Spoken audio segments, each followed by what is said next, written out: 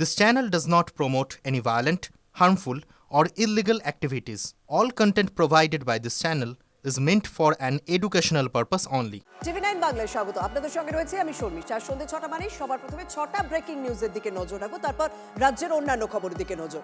First breaking news play করতে বলবো PCR কে।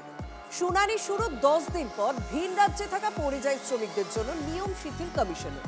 SIR এর শুনানিতে পরিযায়ী শ্রমিকদের পরিবারের কেউ হাজিরা দিলেই হবে। এই সংক্রান্ত বিজ্ঞপ্তি জারি করতে চলেছে নির্বাচন কমিশন। ভিন রাজ্যে থাকা পরিযায়ী শ্রমিকদের নথি নিয়ে যেতে হবে আত্মীয়দের, সেই নথি গ্রাহ্য হবে। বিদেশে থাকা ভোটারদের ক্ষেত্রেও নিয়ম শিথিল করছে কমিশন।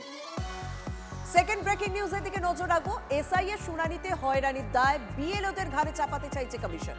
বিএলওদের ভুলই বাড়ছে সমস্যা। বয়স্ক অসুস্থরাও চলে আসছেন শুনানিতে। জীবিত ব্যক্তিকেও মৃত দেখানোয় বাদ গেছে খসড়া তালিকায়। এবার কমিশনে কড়া নজরে বিএলওরা। দোষ প্রমাণ হলে বিএলওদের বিরুদ্ধে কড়া পদক্ষেপের সিদ্ধান্ত, খবর সূত্রে। এবার থার্ড ব্রেকিং নিউজের দিকে নজর রাখি। বিধানসভা ভোটের মুখে বিজেপির নতুন রাজ্য কমিটির ঘোষণা।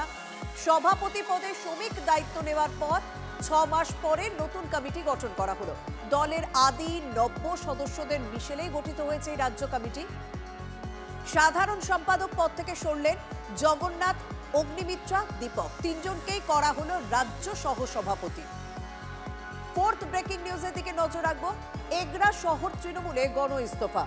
পুরপ্রধান স্বপন নায়কের গ্রেপ্তারির প্রতিবাদ। একযোগে পদত্যাগ করলেন এগরা শহর তৃণমূলের বিভিন্ন ওয়ার্ডের পদাধিকারীরা। গত 5ই জানুয়ারি দলনেত্রী মমতা বন্দ্যোপাধ্যায়কে ইস্তফার পাঠানো চিঠি দেওয়া হয়েছে। চিঠি গিয়েছে অভিষেকের কাছেও। এবার ফিফথ ব্রেকিং নিউজ, পরের ব্রেকিং নিউজের দিকে নজর রাখবো। দেউচা পাচামির কাজে যুক্ত সংস্থার নামে ইডি চার্জশিটে রয়েছে। বালি পাচার মামলায় নাম রয়েছে দেউচা পাচামির কাজে যুক্ত সংস্থার। সূত্রের খবর, ওই সংস্থায় বালি পাচারের টাকা বিনিয়োগ করেন ধৃত অরুণ সেরাব। টাকা ঢুকেছে জিডি মাইনিং সংস্থার মাধ্যমে। বালি পাচারের টাকা সাদা করেছেন সেরাব, দাবি তদন্তকারী সংস্থার। ইডির চার্জশিট পেশের প্রায় 15 দিন আগে সংস্থার টেন্ডার বাতিল করে রাজ্য। এবার শেষ ব্রেকিং নিউজের দিকে নজর রাখবো। বাংলাদেশের অনুরোধ খারিজের পথে জয় শাহের আইসিসি। টি20 বিশ্বকাপের ম্যাচ সরবে না ভারত থেকে, খবর এনআই সূত্রে।